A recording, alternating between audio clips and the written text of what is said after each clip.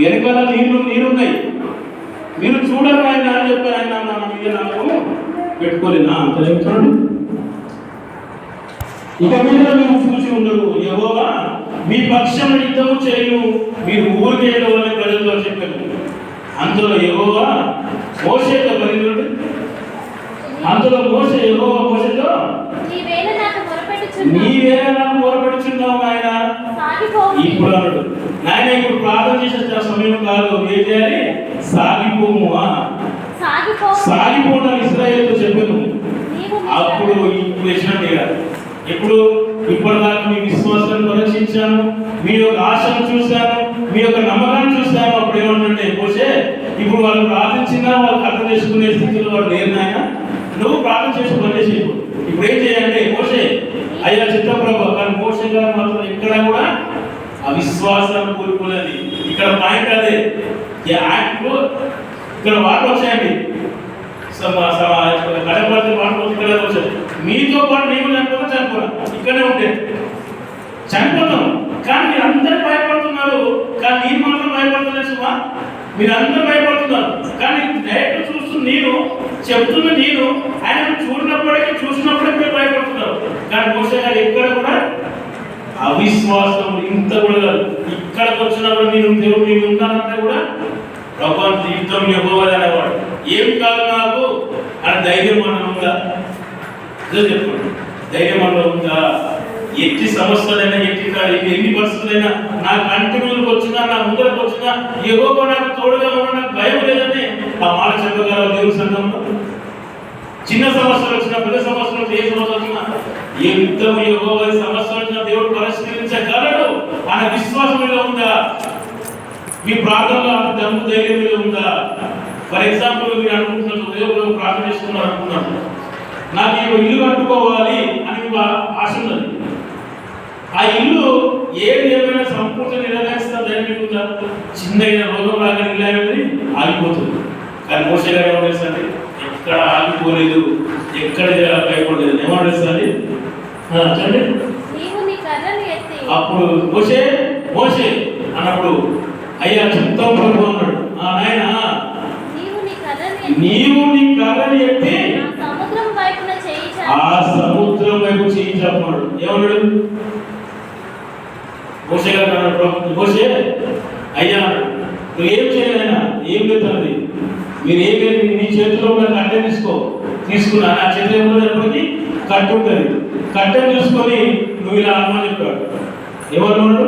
చేయించాను, అది కట్ట చాపి సముద్రం వైపు చూడమని చెప్పాడు. అలా చేశారా? చేయలేదు. చేశాడు కదా. ఆయన కర్ర తీశాడు, సముద్రం వైపు చూశాడు. అంతలో యెహోవా మోషేతో నీవేళ నాకు మొరపెట్టుచుంటివి, సాగిపోండి అని ఇశ్రాయేలుతో చెప్పాను. నీవు నీ కర్రను ఎత్తి, ఈ కర్ర ఏం చేయాలి? ఎత్తాలి. ఎత్తడం కష్టమా? కర్రను ఎత్తడం కష్టమా? అంటే ప్రార్థన చేయడం కష్టమా? ప్రార్థన చేయడం కష్టము కాదు. ఇప్పుడు అర్థం చేసుకోండి, ఇంకా క్లైమాక్స్ వచ్చేసింది.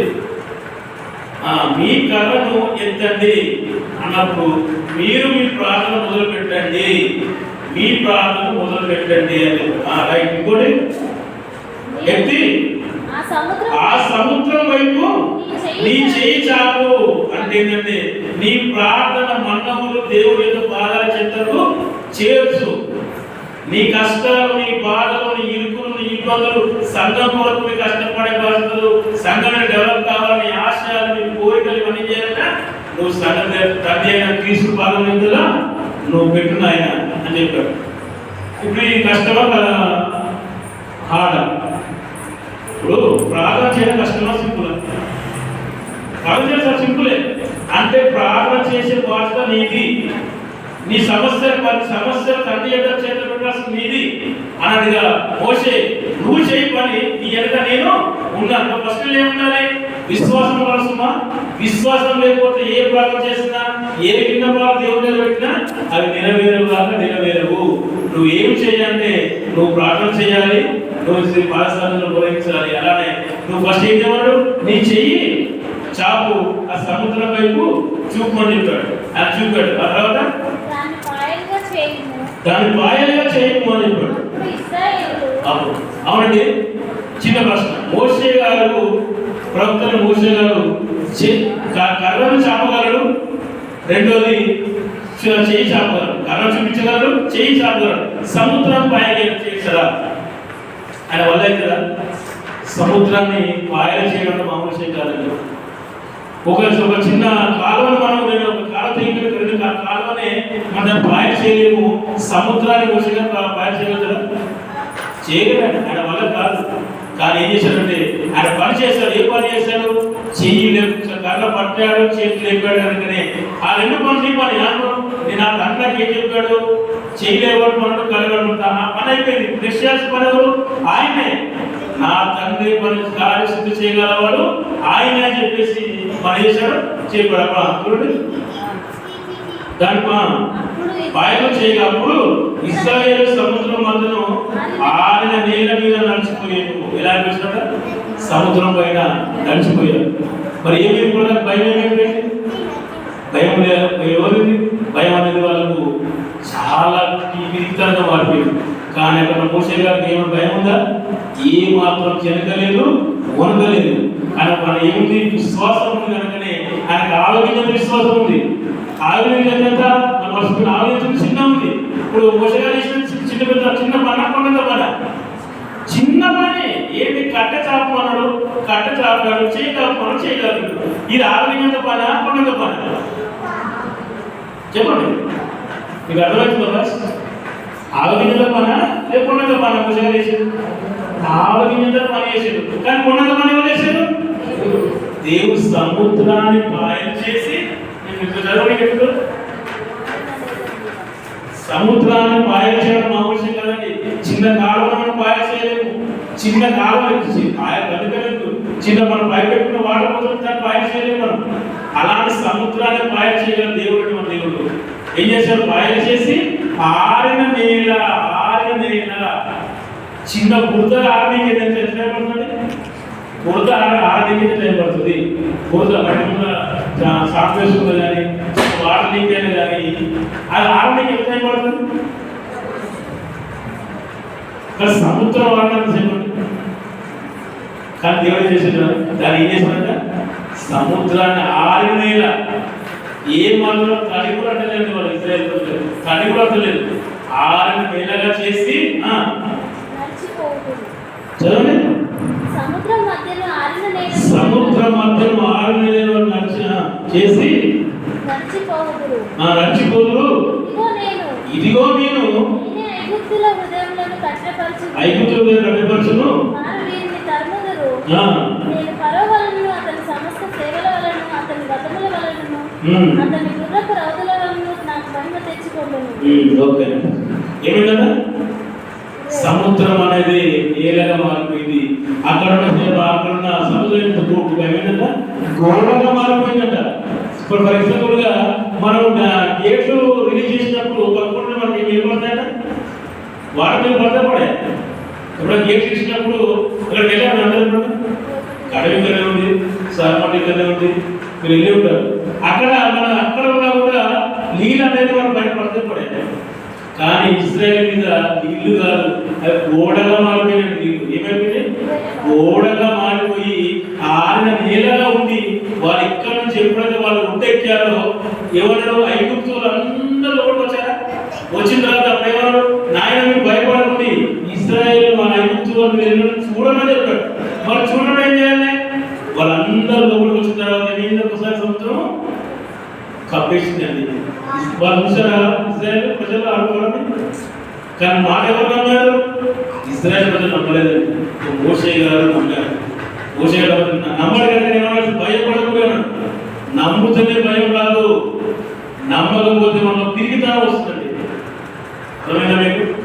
ఎప్పుడైతే తండ్రి కార్యము చేస్తారని మీరు నమ్ముతారో, ఆవగిన విశ్వాసం మీలో ఉంటుందో, మీరు తెలియకుండానే మీరు ఏముంటారంట? భయం ఉండదు, ధైర్యం ఉండదు. అవసరమైన ధైర్యం ఊరుకొస్తారు. కానీ ఎప్పుడైతే మీరు అవిశ్వాసం ఉండి ఉన్నంత భయం ఉండదనుకోండి, ఆవగిన విశ్వాసం కూడా పనిచేయడం ఏమో తెలుసా? అందులో సముద్రంలో మనము కొట్టుకోవచ్చు. కనుక మన ప్రార్థనలో మన యాచనలు, మన విజ్ఞాపనలు, మన వ్యక్తిగత జీవితంలో మనం సక్సెస్ కావాలంటే మనం ఏం కావాలంటే ఆవగించేంత విశ్వాసం మనలో ఉంటే కొండనైనా మనం ఢీకొంటాము. కొండ ఢీకొనాలంటే ముందు మనం ఏముండాలి? ఆవగించేంత విశ్వాసం ఉండాలి. దేవుని యొక్క భయమును భక్తిని రెట్టింపు చేసుకుంటేనే మనం ఇవన్నీ సాధించగలుగుతాము. మీకు ఏమర్థమైంది? ప్రార్థనకు సమాధానం రావాలంటే మీరేముండాలి? విశ్వాసం ఉండాలి. ఆ విశ్వాసం ఎలా ఉండాలి? సంపూర్ణంగా ఉండాలి. ఆవగినంత కాదు, ఆవగినంత విశ్వాసం అలా ఉంటేనే అంత కార్యం చేస్తే దేవుడు నాకు ఎంత ప్రార్థన చేస్తాను నాకు ఉన్నంత విశ్వాసం ఉందనుకోండి, మీరు ఏం చేస్తారు? చిన్న 10 రూపాయలు ఇస్తే 1000 రూపాయలు సంపాదించుకోండి, 1000 రూపాయలు ఇస్తే 1,00,000 రూపాయలు సంపాదించగలుగుతాం. అంటే వాళ్ళు ఏముండాలంట? ఆవగిన విశ్వాసం కాదు, కొండంత విశ్వాసం ఉంటాయి. అందుకే అంటారు మా పౌరులు, నా కొండ, నా కోట, దాని నా ఆశ్రయదుర్గము నీవే, నా కరుణెత్తి వైపు చూస్తున్నాను అంటాడు. అలాంటి మనం దేవుడు ఉండాలి. అలాంటి ప్రార్థన జీవితంలో వెలుగుండాలి. కనుక మనం ఇప్పటికీ ప్రార్థన చేస్తున్నప్పుడు మనం ఎలా ఉండాలంటే మనం ప్రార్థన ఖచ్చితంగా దేవుడు నాకు న్యాయం చేస్తున్న విశ్వాసంతో కూడిన ప్రార్థన చేస్తే మీకు సమాధానం వస్తుంది. కానీ విశ్వాసం చేయకుండా ఏదో ప్రార్థన చేసి ఊరికే ఉంటే మాత్రం మీరు దాని ఫలితాన్ని పొందలేరు. అనగా విశ్వాసం ఏం చేయాలి? అంటే క్రియలేని విశ్వాసము వృద్ధమి. అంటే ఏం చేయాలి? మన క్రియ చేయాలి. క్రియ అంటే ఏం చేయాలి? విశ్వాసం చూపించాలి. మన పని మనం చేయాలి. మనం చేయాల్సిన పని మనం చేయాలి.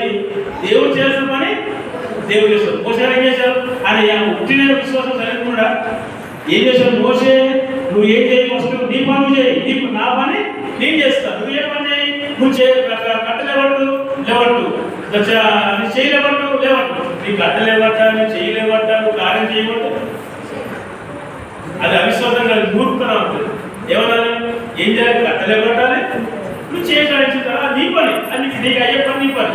కానీ నా పని ఏంటి? సముద్రాన్ని పారేయడం నీ వల్ల కాదు, కోరా సమస్య పరిస్థితి నీ వల్ల కాదు. నీ వల్ల ఏంటి? నీ సమస్య నువ్వు ఒక 2 అడుగులు ముందు అయ్యి 10 అడుగులు వేస్తాను అన్నట్టుగానే మన ప్రార్థన జీవితంలో ఇలా ఉండాలి. ఎందుకంటే కొంచెం ఎగ్జాంపుల్ టైం ఎక్కువైపోయిందని చెప్పాలా? ఏమైనా చిన్న ఎగ్జాంపుల్ చెప్పాలా? మా కాలం కోరుకుంటుందా?